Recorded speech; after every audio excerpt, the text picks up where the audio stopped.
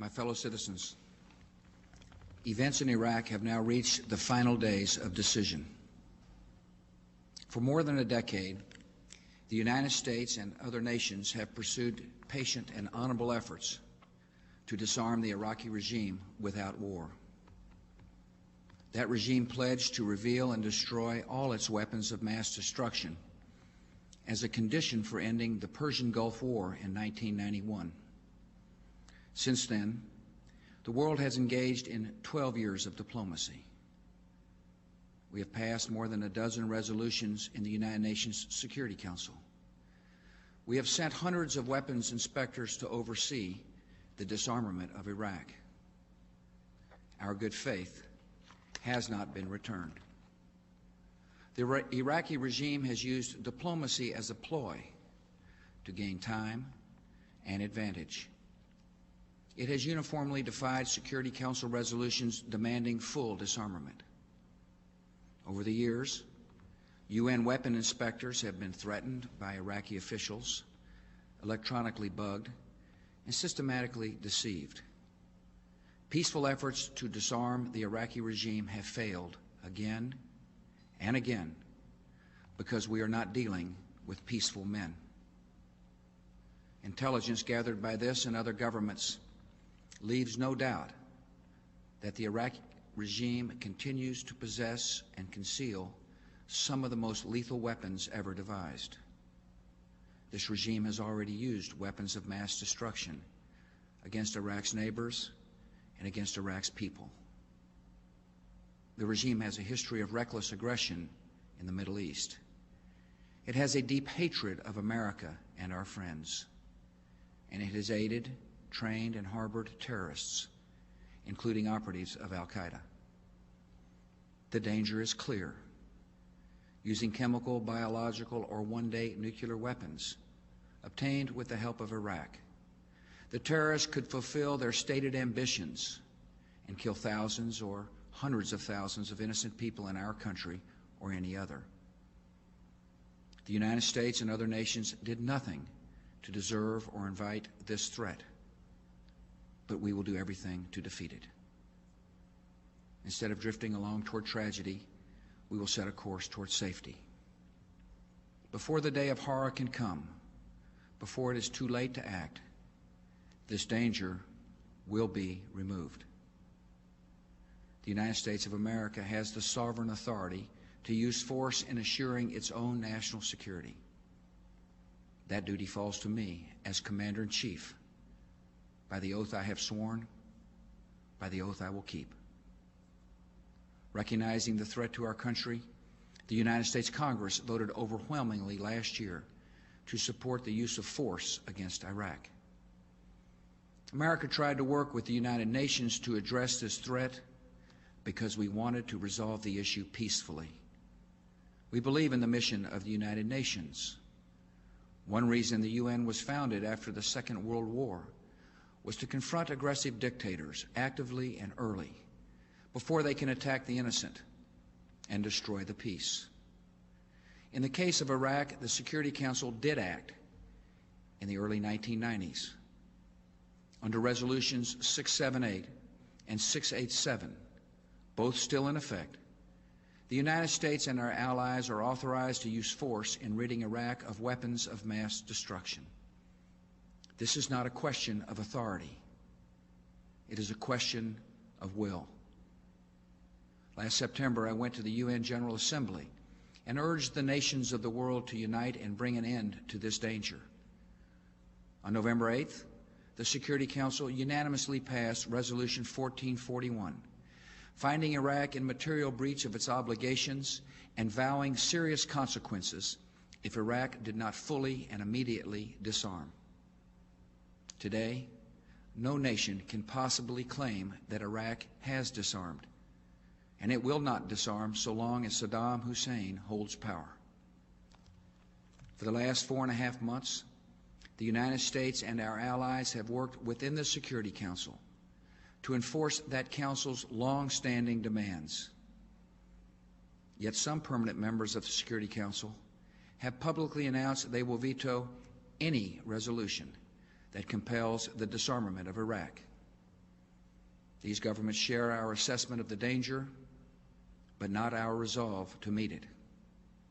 Many nations, however, do have the resolve and fortitude to act against this threat to peace. And a broad coalition is now gathering to enforce the just demands of the world. The United Nations Security Council has not lived up to its responsibilities, so we will rise to ours. In recent days, some governments in the Middle East have been doing their part. They have delivered public and private messages urging the dictator to leave Iraq so that disarmament can proceed peacefully. He has thus far refused. All the decades of deceit and cruelty have now reached an end. Saddam Hussein and his sons must leave Iraq within 48 hours. Their refusal to do so will result in military conflict, commenced at a time of our choosing. For their own safety, all foreign nationals, including journalists and inspectors, should leave Iraq immediately. Many Iraqis can hear me tonight in a translated radio broadcast, and I have a message for them. If we must begin a military campaign, it will be directed against the lawless men who rule your country, and not against you. As our coalition takes away their power, we will deliver the food and medicine you need. We will tear down the apparatus of terror, and we will help you to build a new Iraq that is prosperous and free. In a free Iraq, there will be no more wars of aggression against your neighbors, no more poison factories, no more executions of dissidents, no more torture chambers and rape rooms. The tyrant will soon be gone. The day of your liberation is near. It is too late for Saddam Hussein to remain in power. It is not too late for the Iraqi military to act with honor and protect your country by permitting the peaceful entry of coalition forces to eliminate weapons of mass destruction. Our forces will give Iraqi military units clear instructions on actions they can take to avoid being attacked and destroyed. I urge every member of the Iraqi military and intelligence services, if war comes, do not fight for a dying regime that is not worth your own life. And all Iraqi military and civilian personnel should listen carefully to this warning. In any conflict, your fate will depend on your actions. Do not destroy oil wells, a source of wealth that belongs to the Iraqi people. Do not obey any command to use weapons of mass destruction against anyone, including the Iraqi people. War crimes will be prosecuted. War criminals will be punished. And it will be no defense to say, I was just following orders. Should Saddam Hussein choose confrontation, the American people can know that every measure has been taken to avoid war, and every measure will be taken to win it. Americans understand the cost of conflict because we have paid them in the past. War has no certainty except the certainty of sacrifice. Yet the only way to reduce the harm and duration of war is to apply the full force and might of our military, and we are prepared to do so. If Saddam Hussein attempts to cling to power, he will remain a deadly foe until the end. In desperation, he and terrorist groups might try to conduct terrorist operations against the American people and our friends. These attacks are not inevitable. They are, however, possible. And this very fact underscores the reason we cannot live under the threat of blackmail. The terrorist threat to America and the world will be diminished the moment that Saddam Hussein is disarmed. Our government is on heightened watch against these dangers.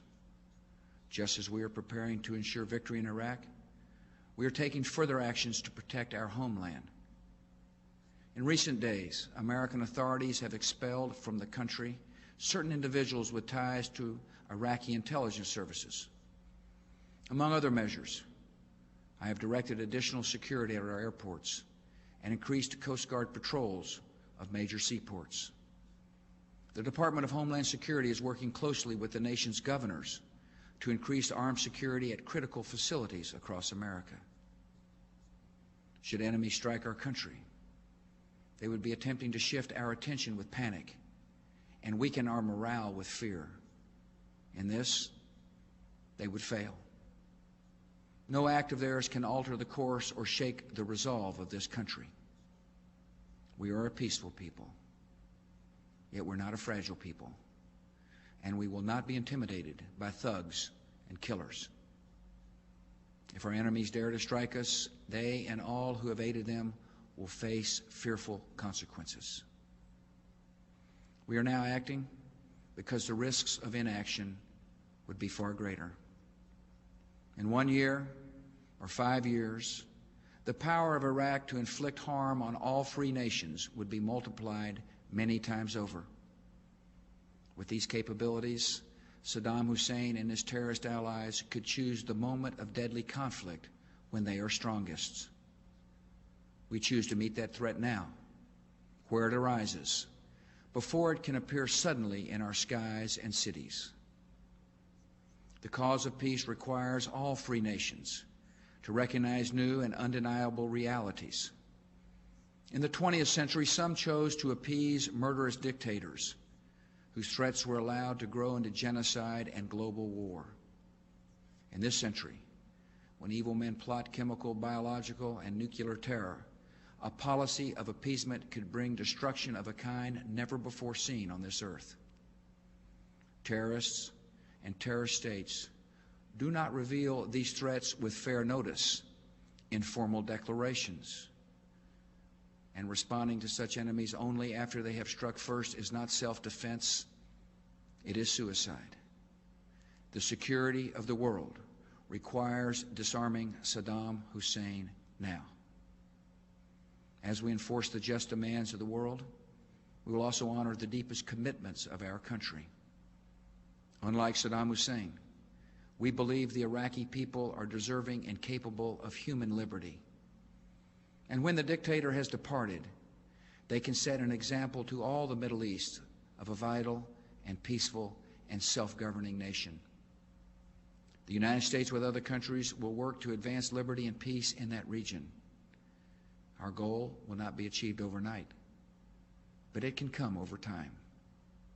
The power and appeal of human liberty is felt in every life and every land. And the greatest power of freedom is to overcome hatred and violence and turn the creative gifts of men and women to the pursuits of peace. That is the future we choose. Free nations have a duty to defend our people by uniting against the violent. And tonight, as we have done before, America and our allies accept that responsibility. Good night, and may God continue to bless America.